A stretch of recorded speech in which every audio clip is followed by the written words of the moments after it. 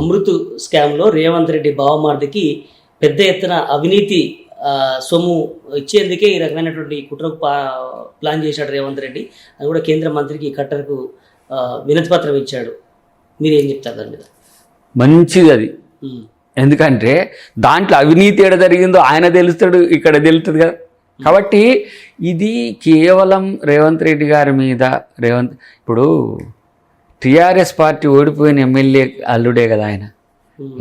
రేవంత్ రెడ్డి గారి బామ్మారిది అంటున్నాడు, కానీ ఎవరు మన ఉపేంద్ర రెడ్డి గారి ఆయనే ప్రెస్ మీట్ వచ్చి బయటికి చెప్పి ఇక ఇది ఎంత తలకాయలేని పని. ఇప్పుడు కేటీఆర్ అసలు ఎవడు గైడ్ చేస్తుండో ఎవడు చెప్తుండో నాకు తెలుస్తలేదు. కానీ ఇప్పుడు మీరు మీలాగా ఏది ఇంటర్మీడియట్ దానికి సాఫ్ట్వేర్ చేసింది మీ బామ్మార్దికి ఇచ్చినట్టు, ఇక్కడ సన్ బర్న్ అని జర నంగా ఆటలు ఆడతారు అప్పుడు పెట్టినప్పుడు మీ బామ్మార్దికి ఇచ్చినట్టు, లేకపోతే ఫామ్ హౌస్లో కూర్చొని ఫ్యామిలీ చేసిన పార్టీలో కూడా మరి డ్రగ్స్ పెట్టుకోవచ్చు అని మరి మనకు తెలియదు. ఇట్లాంటి చర్యలు ముఖ్యమంత్రి గారు చేయరు. ఎవరికైనా according to rule of law అని.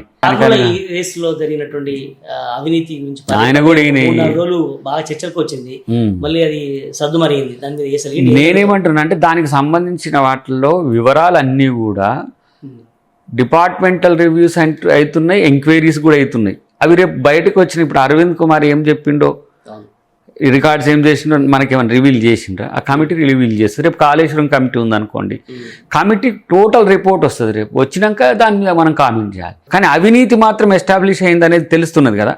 సో ఆ పరిస్థితిని మా మంత్రులు కానీ మా నాయకులు కానీ అంటుండ్రు. కాళేశ్వరం విషయం పెద్ద ఎత్తున అవినీతి జరిగింది, 1,00,000 కోట్ల అవినీతి జరిగింది అన్నారు. అది ఇంతవరకు తీసుకురాలేదు. ఫార్మర్ ఈ రేస్ అన్నారు, ఇప్పుడు అది మళ్ళీ పక్కదారి వినడం మళ్ళీ వాళ్ళు అమృత అంటున్నారు. ఈ మొత్తం కూడా రాష్ట్ర ప్రజల్ని కన్ఫ్యూజ్ చేసినట్టు అనిపిస్తలేదా? అంటే ఒకరికొకరు ఆరోపణలు చేసుకుంటున్నారు, కానీ విషయాలు మాత్రం బయటికి రావట్లేదు. ఎవరు జైలుకి పోతలేరు, ఎవరు ఎక్కడ కూడా లేదు. ఒకటి పట్టుకొని దాన్ని కొట్లాడమనండి.